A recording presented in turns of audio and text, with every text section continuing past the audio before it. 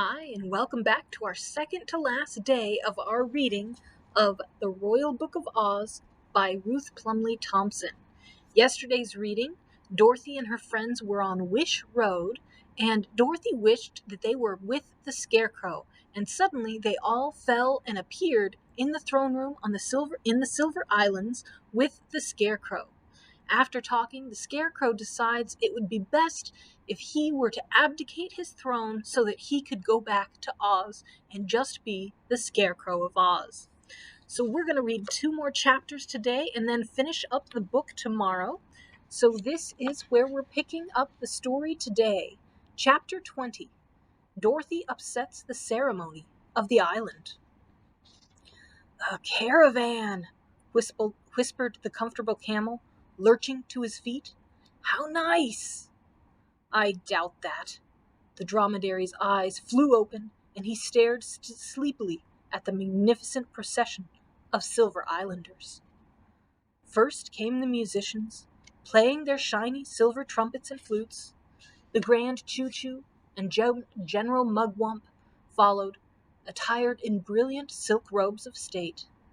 Then came the 3 princes, glittered with jeweled chains and medals, and the 15 little princes, like so many butterflies in their satin kimonos. Next appeared the palanquin, bearing the veiled Princess Orange Blossom, followed by a whole company of splendid courtiers, and after them as many of the everyday Silver Islanders as the hall would hold. There was a moment of silence. The whole assemblage, contrary to the Scarecrow's edict, fell upon their faces. "My!" exclaimed Dorothy, impressed in spite of herself. "Are you sure you want to give up all this? Great Emperor, beautiful as the sun, wise as the stars, and radiant as the clouds, the ceremony of restoration is about to begin," quavered the Grand Choo-Choo, rising slowly. Then he paused, for he was suddenly confused by the strange company around the Scarecrow's throne. "Treachery!" hissed the eldest prince to the others. "We left him tied up to the beanpole. Ancient Papa Scarecrow needs watching. Who are these curious objects he has gathered about him, pray?" Now, by some magic which even I cannot explain, the people of from Oz found they could understand all that was being said. When Dorothy heard herself called an object, and saw the wicked faces of the 3 princes and the stupid little grandsons, she no longer wondered at the Scarecrow's decision. The Scarecrow himself bowed calmly. "First," he said cheerfully, "let me introduce my friends and visitors from Oz." The Silver Islanders, who really loved the Scarecrow, bowed politely as he called out the names of Dorothy and the others. But the 3 silver princes scowled and whispered indignantly among themselves. "I'm growing very wroth," choked Sir Hokus to the Cowardly Lion. "Let the ceremony proceed," called the eldest prince harshly, before the Scarecrow had finished his introductions. "Let the proper body of His Serene Highness be immediately restored. Way for the Grand Gee-Wizard! Way for the Grand Gee-Wizard!" "One moment," put in the Scarecrow in a dignified voice. "I have something to say." The Silver Islanders clapped loudly at this, and Dorothy felt a bit reassured. Perhaps they would listen to reason after all, and let the Scarecrow depart peaceably. How they were ever to escape if they didn't, the little girl could not see. "My dear children," began the Scarecrow in his jolly voice, "nothing could have been more wonderful than my return to this lovely island. But in the years I have been away from you, I have changed very much, and I find I no longer care for being emperor. So, with your kind permission, I will keep the excellent body I now have, and will abdicate in favor of my eldest son, and return with my friends to Oz. For in Oz I really belong." A dead silence followed the Scarecrow's speech. Then, perfect pandemonium. "No, no! You are a good emperor! We will not let you go!" shrieked the people. "You are our honorable little father! The prince shall be emperor after you have peacefully returned to your ancestors, but not now! No, no, we will not have it!" "I feared this," quavered Happy Toko. "It is not the emperor, but the Scarecrow who speaks," shrilled the Grand Choo-Choo craftily. "He knows not what he says. But after the transformation, you shall see." The company calmed down at this. "Let the ceremony proceed.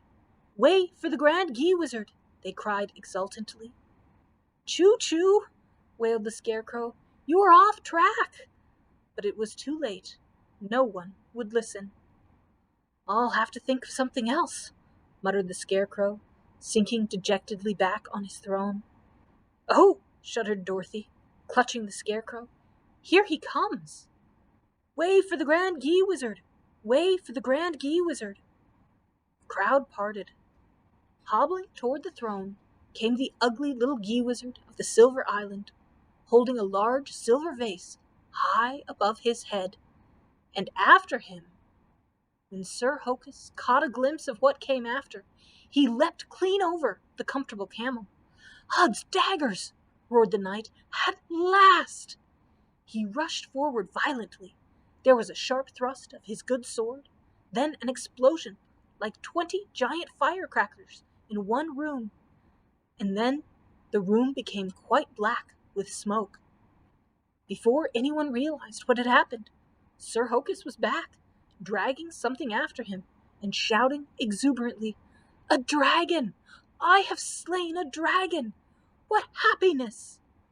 Everyone was coughing and spluttering from the smoke, but as it cleared, Dorothy saw that it was indeed a dragon Sir Hokus had slain, the rheumatic dragon of the old Gee-Wizard himself.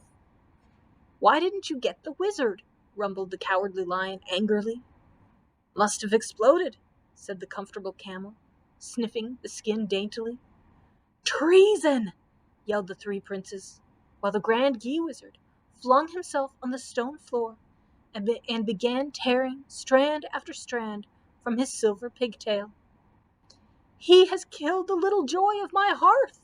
screeched the old man. "I will turn him into a cat, a miserable yellow cat, and roast him for dinner." "Oh!" cried Dorothy, looking at Sir Hokus sorrowfully. "How could you?" The slaying of the dragon had thrown the whole hall into utmost confusion. Sir Hokus turned a little pale under his armor, but faced the angry mob without flinching. "Oh, my dear Karwin Bashi, this is so uncomfortable," wheezed the camel, glancing back of him with frightened eyes. "There's a shiny dagger in my left-hand saddle. I doubt very much whether they would like it," coughed the doubtful dromedary, pressing close to the knight. "On with the ceremony!" cried the eldest prince, seeing that the excitement was giving the Scarecrow's friends too much time to think. "The son of an iron pot shall be punished later." "That's right!" cried a voice from the crowd. "Let the Emperor be restored." "I guess it's all over," gulped the Scarecrow. "Give my love to Ozma, and tell her I tried to come back." In helpless terror, the little company watched the Gee-Wizard approach. One could fight real enemies, but magic! Even Sir Hokus, brave as he was, felt that nothing could be done. "One move, and you shall be so many prunes!" shrilled the angry old man, fixing the people from Oz with his wicked little eyes. The great room was so still you could have heard a pin drop. Even the doubtful dromedary had not the heart to doubt the wizard's power, but stood rigid as a statue. The wizard advanced slowly, holding the sealed vase carefully over his head. The poor Scarecrow regarded it with gloomy fascination. One more moment, and he would be an old, old silver man. Better to be lost forever. He held convulsively to Dorothy. As for Dorothy herself, she was trembling with fright and grief.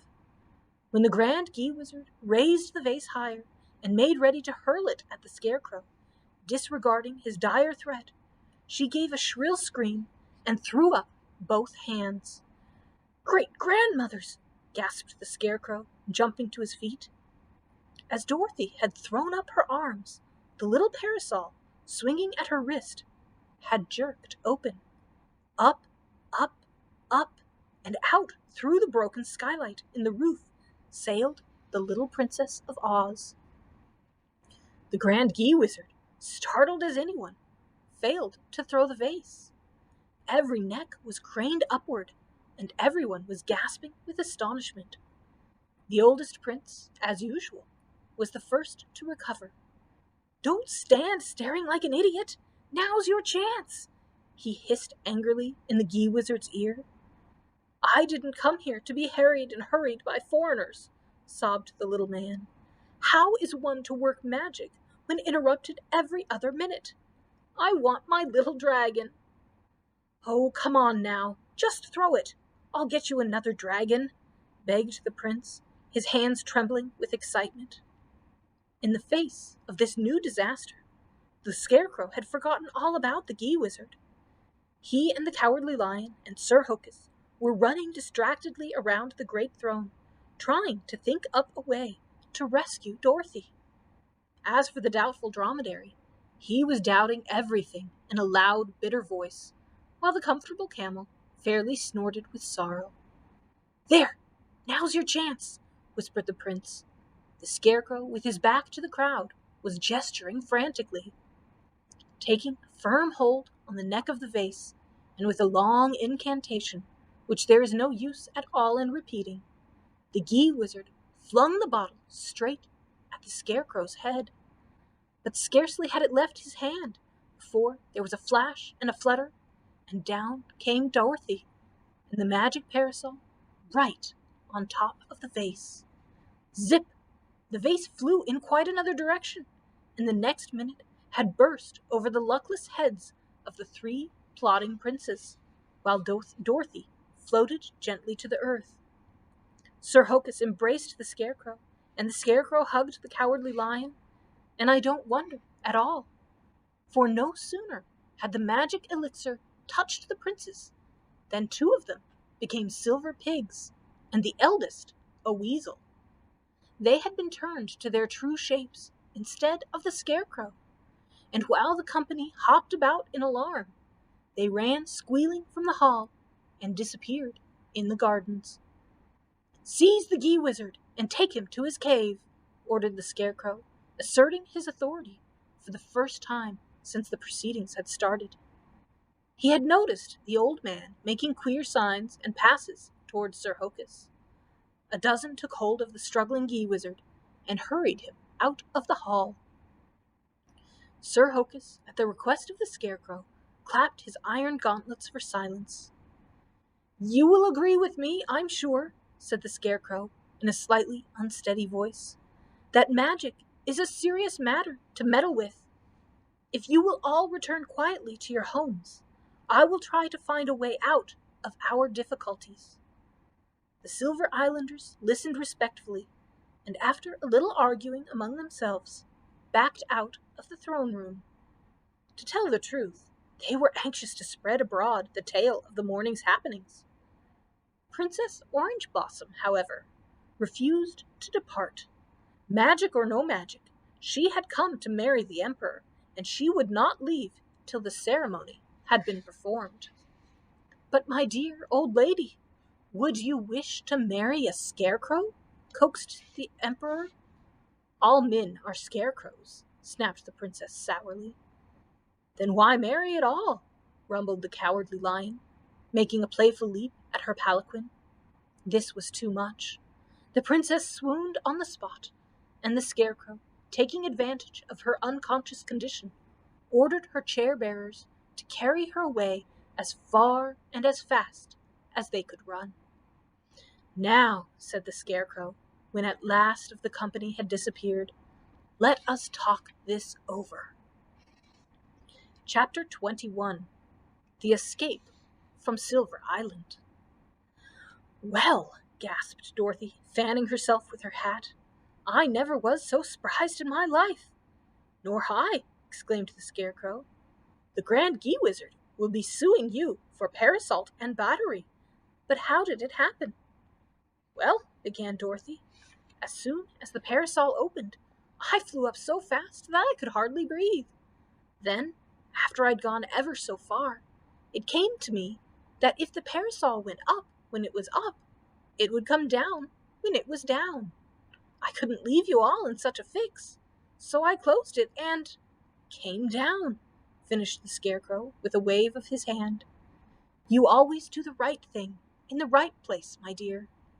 "It was lucky I hit the vase, wasn't it?" sighed Dorothy. "But I'm rather sorry about the princess." "Served 'em right," growled the Cowardly Lion. "They'll make very good pigs." "But who's to rule the island?" demanded Sir Hokus, turning his gaze reluctantly from the smoking dragon skin. "This will require thought," said the Scarecrow pensively. "Let us all think." "I doubt that I can ever think again." The Doubtful Dromedary wagged his head from side to side in a dazed fashion. "Just leave it to our dear Carwin Bashi." The Comfortable Camel nodded complacently at the knight and began plucking sly wisps from the Scarecrow's boot top. For a short time, there was absolute silence. Then Sir Hokus, who had been thinking tremendously, with his elbows on his knees, burst out, "Why not Sir Pudding here? Why not this honest punster? Who but Happy Toko deserves the throne?" "The very person!" cried the Scarecrow, clasping his yellow gloves and taking off his silver hat. He set it impulsively upon the head of the fat little Silver Islander. "He'll make a lovely emperor," said Dorothy. "He's so kind-hearted and jolly. And now the Scarecrow can abdicate and come home to Oz." They all looked triumphantly at the Imperial Punster, but Happy Toko, snatching off the royal hat, burst into tears. "Don't leave me behind, amiable master," he sobbed disconsolately. "Oh, how I shall miss you!" "But don't you see," coaxed Dorothy, "the Scarecrow needs you here more than any place, and think of all the fine clothes you will have, and how rich you will be." "And Tappy, my dear boy," said the Scarecrow, putting his arm around Happy Toko, "you might not like Oz any more than I like the Silver Island. Then think, if everything goes well, you can visit me, just as one emperor visits another." "And you won't forget me?" sniffed Happy, beginning to like the idea of being emperor. "Never!" cried the Scarecrow with an impressive wave. "And if anything goes wrong, will you help me out?" questioned Happy uncertainly. "We'll look in the magic picture of Oz every month," declared Dorothy, "and if you need us, we'll surely find some way to help you." "And you ever require a trusty sword, odds bodkins," exclaimed Sir Hokus, pressing Tappy's hand, "I'm your man." "All right, dear master." Happy slowly picked up the Imperial hat and set it sideways on his head. "I will do my best." "Don't doubt it at all," said the Doubtful Dromedary, to everyone's surprise. "Three cheers for the Emperor! Long live the Emperor of the Silver Island!" rumbled the Cowardly Lion, and everybody from Oz, even the Camel and the Dromedary, fell upon their knees before Happy Toko. "You may have my bride, too, Tappy," chuckled the Scarecrow, with a wink at Dorothy. "And Tappy," he asked, sobering suddenly, "will you have my grandsons brought up like real children?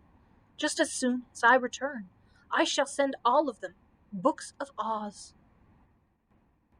Happy bowed, too confused and excited for speech. "Now," said the Scarecrow, seizing Dorothy's hand, "I can return to Oz with an easy mind." "Doubt that," said the Doubtful Dromedary. "You needn't," announced Dorothy. "I've thought it all out." In a few sentences, she outlined her plan. "Bravo!" roared the Lion. And now the little party began in real earnest, the preparation for the journey back to Oz. First, Happy brought them a delicious luncheon with plenty of twigs and hay for the camel and the dromedary, and meat for the Cowardly Lion. The Scarecrow packed into the camel's sacks a few little souvenirs for the people of Oz. Then they dressed Happy Toko in the Scarecrow's most splendid robe and ordered him to sit upon the throne. Next, the Scarecrow rang for one of the palace servants and ordered the people of the Silver Islands to assemble in the hall. Presently, the Silvermen began to come trooping in, packing up the great throne room until it could hold no more. Everyone was chattering excitedly. It was quite a different company that greeted them. The Scarecrow, cheerful and witty in his old Munchkin suit, Dorothy and Sir Hokus, smiling happily, and the 3 animal members of the party, fairly blinking with contentment. "This," said the Scarecrow pleasantly, when everything was quiet, "is your new Emperor, to whom I ask you to pledge allegiance." He waved proudly in the direction of Happy Toko, who, to tell the truth, presented a truly royal appearance. "It is not possible for me to remain with you, but I shall always watch over this delightful island, and, with the magic fan, vanquish all its enemies and punish all offenders." Happy Toko bowed to his subjects. The Silver Islanders exchanged startled glances. Then, as the Scarecrow carelessly lifted the fan, they fell prostrate to the earth. "Ah," said the Scarecrow, with a broad wink at Happy, "this is delightful. You agree with me, I see. Now then, 3 cheers for Tapioko, Imperial Emperor of the Silver Island." The cheers were given with a will, and Happy, in acknowledgment, made a speech that has since been written into the Royal Book of State as a masterpiece of eloquence. Having arranged affairs so satisfactorily, the Scarecrow embraced Happy Toko with deep emotion. Dorothy and Sir Hokus shook hands with him and wished him every success and happiness.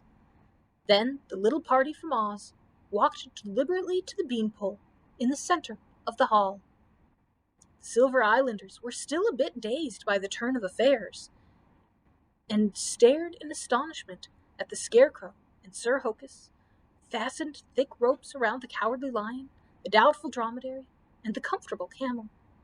Similar ropes they tied around their own waists, and Dorothy's, and the ends of all were fastened securely to the handle of the magic parasol, which Dorothy held carefully. "Goodbye, everybody," called the little girl, suddenly opening the parasol.